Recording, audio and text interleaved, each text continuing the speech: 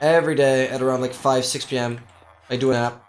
It's like such a good way of like splitting the day, you know what I mean? Because for me, during the week, it's like I get up at like 8 a.m., 9 a.m. ish, and then I study or have lectures all the way till like 5 p.m.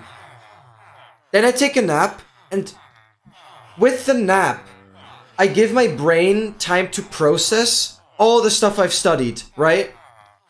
Basically, without my own effort. Oh, my throat is getting sore. Without my own effort, I basically allow... Oh my god, we were so close on 69,420 there. We were so close on 69,420. Oh my god. We were so close on 69,420. It was 69,422 or something. Or am I tripping? We were super close though. And it basically allows the, yeah, my brain to like process everything I've studied.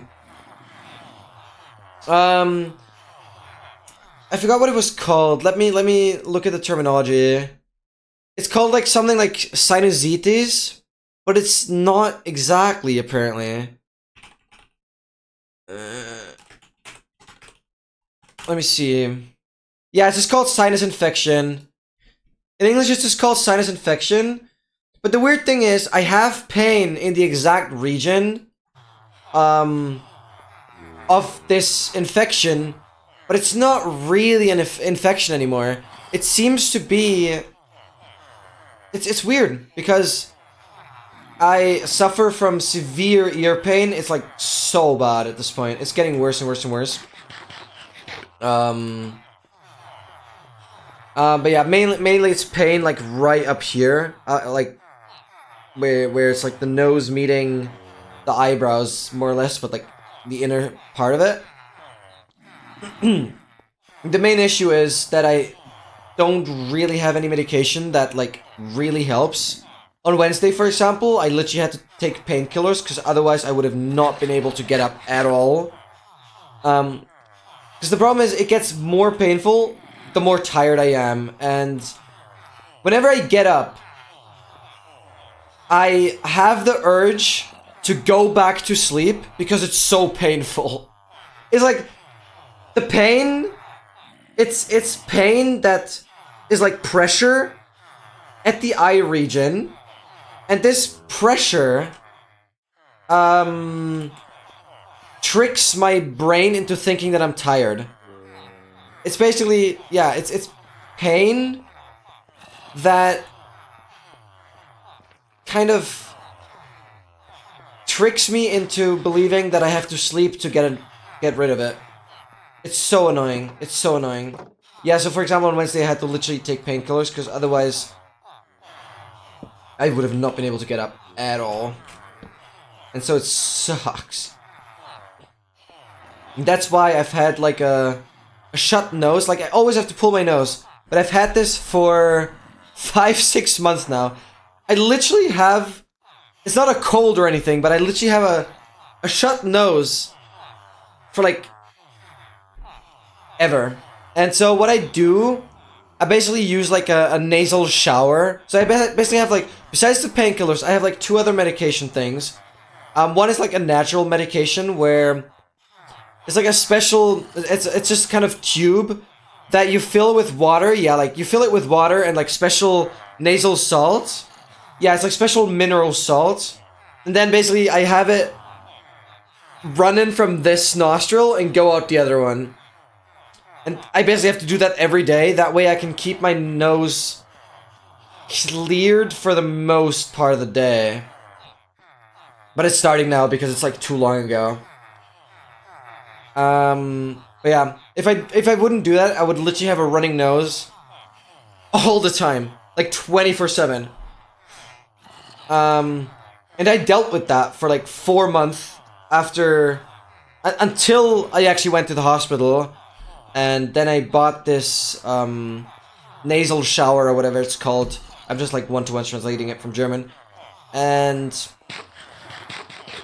it's a lot better. And like every third day I take medication that has cortisone. Cortis? I actually don't know what the English word is, I apologize. It's called cortisone in German. Whatever, that is like a a special medication that tries to reduce when something is swollen. Basically, it tries to combat something being swollen, and because apparently cortisone, yeah, thank you, that's just what it's called.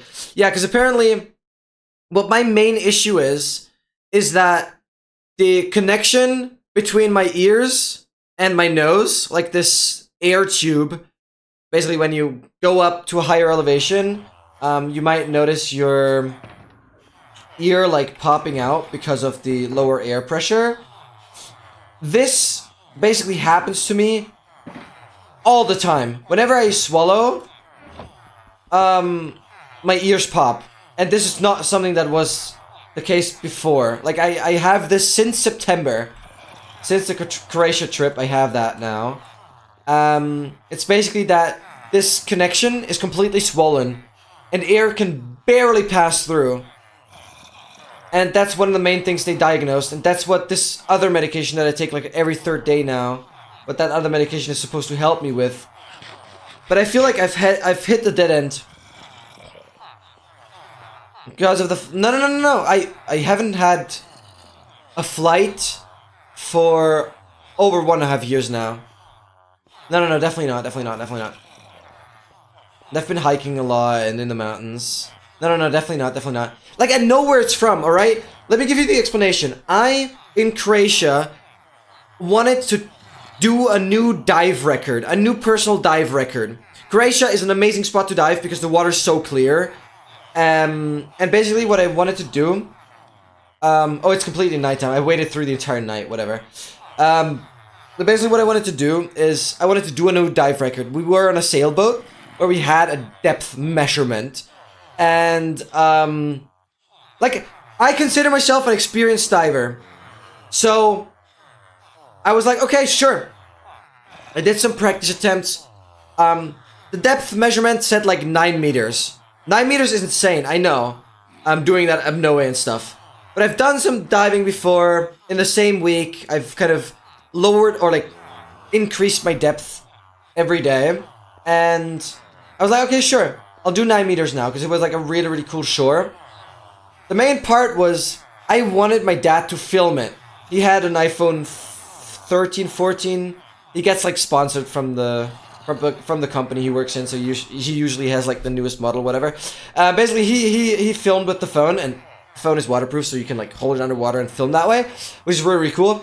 And I wanted him to film the dive. The main issue was I was like so nervous about everything that I kind of ended up just going for the dive. Compared to making sure that my dad is ready and filming properly. So what I ended up doing is like I took the dive. It was super chill, no problem. I did like a couple pressure compensations, like keeping my nose shut and blowing against it, putting pressure against my nose and making my ears go out again, right? So like I did 3 or 4 pressure stops in that sense, to like at every couple meters, so that it doesn't damage my ears at all. And so I did that. First dive, perfectly fine. I went down to like 9 meters. It was perfect. The thing is, I should have just called it after that dive. But then I realized I dove too far left, and my dad like didn't film anything. Yes, we got another one. Fire resistance. Yes! That one is 53. Alright, we're gonna move from here. We're gonna... Oh wait, no, the shepherds can still... No, I'll still wait for the shepherd, actually. Yeah, so I basically got too greedy, right? And then I dove down, and after that I realized my dad didn't film. And so I went again, right? I went again. After a little bit of time, I went for a second dive. Doing the exact same thing. And also that dive. Perfectly fine. But still... Yeah, what happened there was... the boat, because of the current of the water, the boat was drifting. The boat was drifting. And so I took the dive as soon as the boat took like a swing, and my dad had like no angle to film me. Right. So I had to go a third time.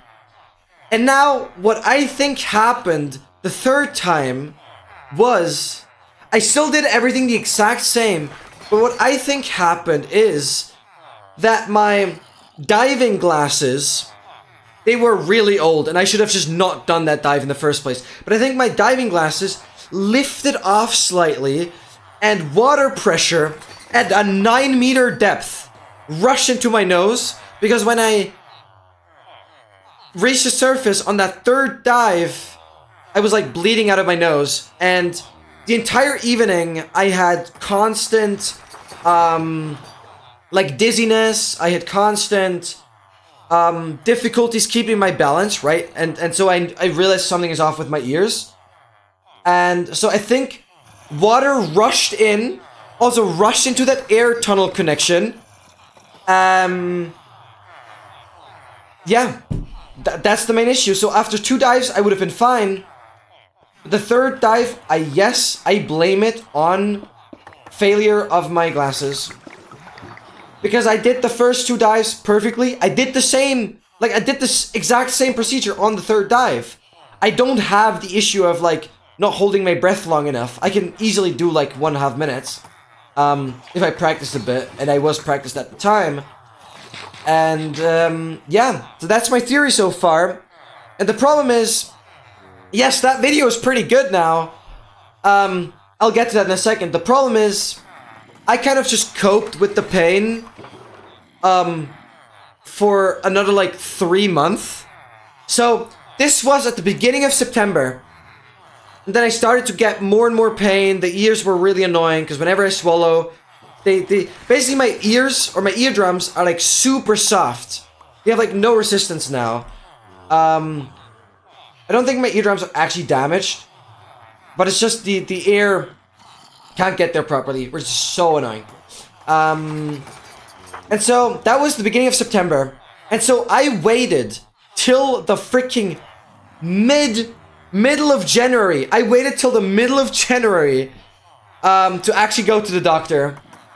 And then, because January was like the most difficult month of uni because of like all the exams happening, I literally waited like another month, or I think from mid-January all the way till 8th of February, I waited to actually assign myself to the doctor. So basically how this works, I first went to my, like, it's not a private doctor, but like your house doctor. It's basically a doctor that is like a general medic pro. You know, like a doctor that knows the general medicine. You know what I mean? So I first went there. And that is like the doctor that you usually go to then be assigned to a special doctor for the ears, nose region, or a special doctor for whatever problem you have, right? You do the general checkup, and then you go to the designated doctor. We're getting pretty close to 50K here. And so I got that, like, I'll call it a license now. I don't know how you call it. But I got that paper, that license, to assign myself to the other doctor for this specific region. But because I was in such a stressful situation with all the exams going on, I literally waited. And this was like one of my biggest mistakes I've ever done, besides waiting so long in the first place. I waited till like the 8th of February to actually call that doctor to get an appointment. And then I had to wait till the 14th of April, another 2 months. I had to wait, oh my god, I had to wait another 2 months to actually have an appointment for this doctor. And because pain was getting so severe, I decided to, because that 14th of April was after my Easter vacation, or my Easter holidays. And so I decided, F it, I'll take the Easter break to actually go to the hospital prior to my actual doctor appointment. And so I did that. And that was a really good idea.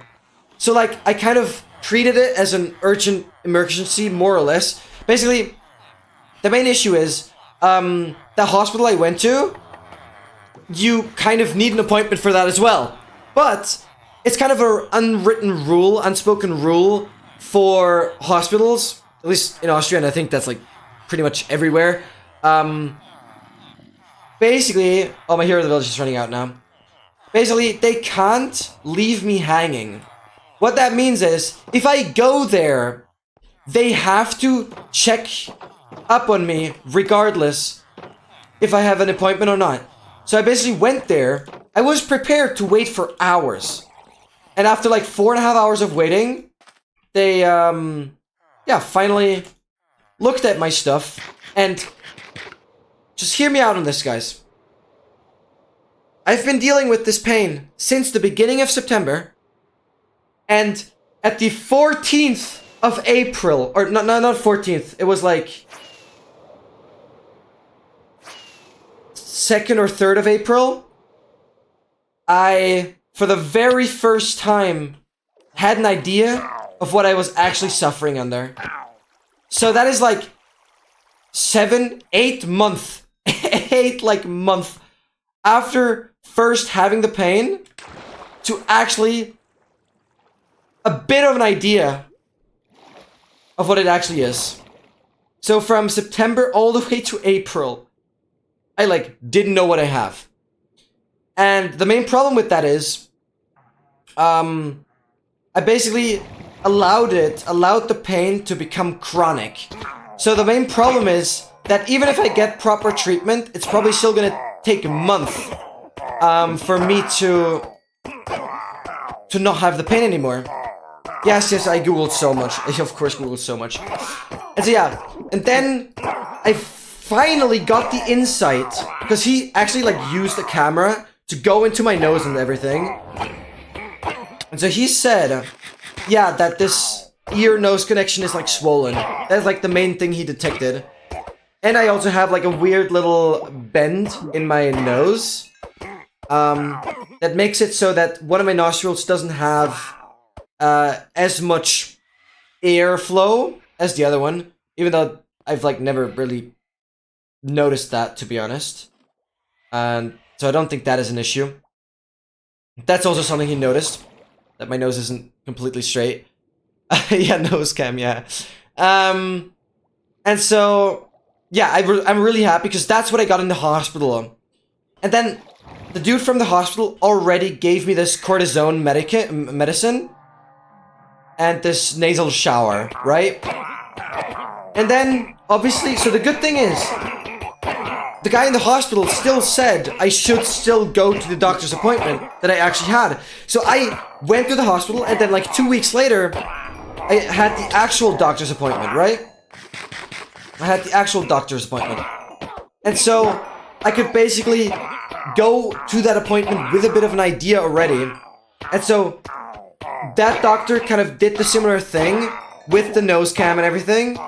But then I told him, yeah, I had this cortisone medicine. Oh, and I shouldn't forget to mention, this cortisone medication, I was not allowed to take that medication for like a week up until that doctor's appointment. Because it like messes with something. I don't really know. But that was like one of the most painful weeks I've had, because that was the only medication that would actually linger the pain. And so like, I was suffering for like a week, brutally suffering, until that doctor's appointment, because I couldn't take my only medication that actually lingered my pain, besides actual painkillers, but I didn't want to take painkillers at the time, because I wasn't prescribed any in the hospital, so I didn't want to just take painkillers, because I don't know how they're compatible with anything else. So, that was painful, but after that, I just continued taking that medicine, because he like suggested doing that anyways. Then I got the nasal shower, which helped a lot. So like, I didn't have the nasal shower up until after the actual doctor appointment, because I first thought, yeah, it'd be a bit annoying to actually get that thing. But after my actual doctor recommended it as well, I then ended up getting it. Because I first thought, yeah, I might not need it, maybe. Oh, I love techno. Yeah, absolutely do. You're better now, that's what matters? Not really. That's my point now. We're getting to now. Now I've been taking this nasal shower, but I've noticed... Well, so I've been taking the nasal shower every day. But the nasal shower in combination with the cortisone made it so I started bleeding in my nose.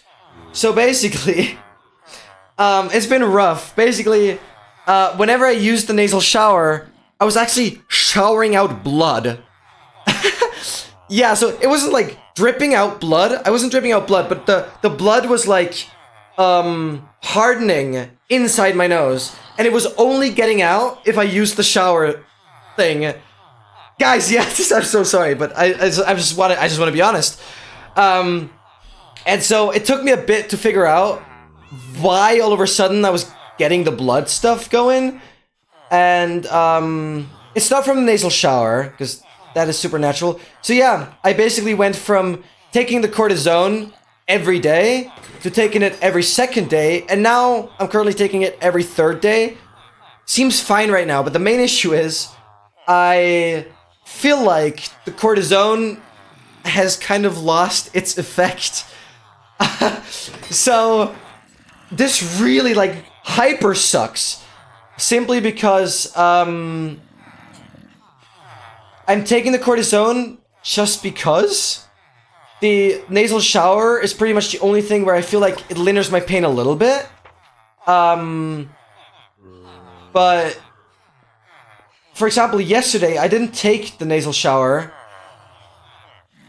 because I don't know, it didn't feel that necessary. But the main problem is the nasal shower requires these like little salt packages, and I like pretty much have barely any left. I need to buy more again because they come in like packages of 40. So yeah, well, but that shouldn't hold me back. So the nasal shower, I'll still use that like every day. The cortisone until it's basically empty. But so yeah, the main issue is the pain is pretty much there all the time now. It's like so bad that I have it like all day, and whenever I get more tired, it gets worse. So yeah, that's my point. So the cortisone does like nothing anymore. All that would help is painkillers. And the nasal shower, I still use it. The nasal shower, I swear to God. Sorry for not being family friendly, but it's better than orgasm. I swear to God, sorry to not be family friendly here, but the nasal shower in the morning is like the best freaking thing because it linders pain for at least like an hour. All right, sorry, I just have to say it that way. To test it out. No, I sorry. It just is. It just is. It just is. Yes, we got it. Yes, we got it. There we go. We just need the Fletcher now. We just need the Fletcher now. Okay, so Shepherd is completely done. Shepherd is completely done. Yeah, we just need to do Fletchers now. Yeah. So I'm sorry to say it that way, but it really is. It's like the most satisfaction I'm experiencing in my entire life right now. Because it reduces the pain for at least like an hour. Like, that's how severe it is. That's why I had to do that comparison, and I don't think it's anything weird to do this comparison. I just can't find any better example. I'm sorry. Yeah, like, please, guys, just confirm that that wasn't the strangest comparison. I think it makes sense. I hope you guys are with me here. Yeah, it's just funny. Yeah, because I don't use this word, like, at all. But I just had to. Because that's what I've been thinking in my head. That it's, like, it's such a good feeling. In the morning, at least. But then, yeah, after a couple hours, it's, like, back to normal pain. So so that's what I'm dealing with right now. It's basically that... Yeah, I really don't know what I can do to really help it. Because I can't just stuff myself full with painkillers. Are you family? No, I'm not family friendly in real life. No. It's a stream thing for sure. It's a content creation thing. No, not at all. I'm not at all family friendly in real life. Yeah, so I'm pretty much back to square one. I have to wait till the 26th of June until I do a special kind of X-ray that can scan this part. It's called a CT. I forgot what it stood for, but it's a special like X-ray technique that allows me to gain insight. The main issue is, I have that CT scan literally like an hour before one of my main exams. It's like in the same rough area, but I hope that CT scan is quick because it's an actual appointment, so like it has to be quick. And just to bear that in mind, guys, I got that CT scan appointment at like literally the same day. On the 14th of April, I got that CT scan appointment. But that's another 2 months. So like it's insane. It's just insane. It took me another month. And like it's from getting the from making the appointment to actually having the appointment, it's another 2 months. It's just so insane. It's so insane. I wish I could treat this more as an actual emergency. As of like, just help me! God damn it! I've been dealing with, like, as soon as I have this freaking scan, it's been 10 months that I've been dealing with a chronic disease. It's just so insane. Or chronic pain, at least. It's just not good at all. Just not good at all. So yeah, very looking forward to the 26th, because then I'll hopefully have more insight on further action. Something needs to happen, I don't know. Go to the private hospital? It's like $500 for that. I should not do it. So here's the thing, right? Whenever I got like the license, whatever, to do this CT scan from this specific doctor, I initially called the wrong radiology, right? That's the thing you call the place where you do these scans. I called the wrong radiology because I called a more or less private radiology where doing a CT scan, you can only do that as a private, like with private insurance. And so that would be like $500 or something. But then I would have been able to do it immediately. I don't know, I feel like I should have done that. Because it's literally so painful. But yeah, I'm waiting it out, I guess. And so what I have to do, or had to do, is basically, I had to call at the radiology of the hospital and get the appointment there. So it's a bit more complicated. It's raining! It's finally raining! If I get thunder now, that'd be so good. So yeah, and that made it so I'll have the appointment at the 26th. Literally like in the morning. Where my pain is most severe anyways, which might make it easiest to detect something. Yeah, I hope everything will be fine. I'm just praying. Literally 10 months. It's approaching 10 months of utter pain. Yeah, I know I've not really portrayed this on stream. I really try to not mention it much. I feel like today's a good stream because like I love talking because it keeps me awake. And you guys seem to care, and I think it's a good... Yeah, today's just a good stream to just talk, because there's not much to do. We got the green wool. Didn't get any arrow yet. So... Yeah, because today I'm not really doing much, I'm just waiting, so it's a good chatting stream right now. Yeah, I know, US is worse. US is usually worse, because not everyone is... not even... Like, not everyone has proper insurance in the first place. So yeah, living in Austria is definitely, like, it's a privilege. I'm aware of that. Yeah. But as I said, it would have been very expensive for me as well if I got that CT scan immediately. But I feel like I should have done that immediately. But it's, like, so expensive. I don't know if it's actually $500, but it's definitely close towards that, for sure. So yeah, that's the update. I have the CT scan, And then a couple days after that, like 5 days after that, I then have another appointment at the actual doctor to take a proper look at that CT scan and then take further actions. So I hope in like a month, I'll finally find proper treatment. I'm afraid it's actually gonna go more and more towards actually having surgery. Like, no joke, I've seen some stuff online. Yes, you shouldn't trust the stuff online. Yeah, like, I want to dive again. That'd be so cool. But I've not been able to. I've already taken a good swim in the lake. That is somewhat close to me. Not super close. Takes a bit to get there by bike, but, I've already taken a swim, but I couldn't really dive. Not that the water is any clear. Not really, isn't it? Like, yeah, it's not really. But yeah, basically, I'm afraid it's gonna get more and more towards actually having surgery, because medication is, like, not working. And so there's something, I don't know.